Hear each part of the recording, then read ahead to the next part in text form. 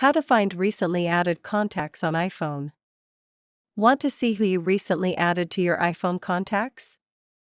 There's no direct option in the Contacts app, but I'll show you a quick and easy way to do it using the Shortcuts app. First, open the Shortcuts app and make sure you're in the Shortcuts tab. Tap the plus icon in the top right corner to create a new shortcut. In the search bar at the bottom, type Contacts and select Find Contacts.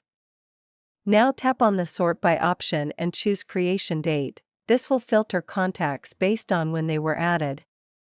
For the order, select Latest first so your most recently added contacts show up at the top. Next, toggle on the limit switch and set it to display a certain number, for example, the last 5 contacts. Now, in the Action search bar, type Show Results and add it as the final step in your shortcut. Once everything's set up, tap the play button at the bottom to run the shortcut. Your iPhone will instantly show the most recently added contacts based on the criteria you set. Hit Done to save this shortcut for quick access next time. That's it. If this helped, be sure to like the video and subscribe for more iPhone tips.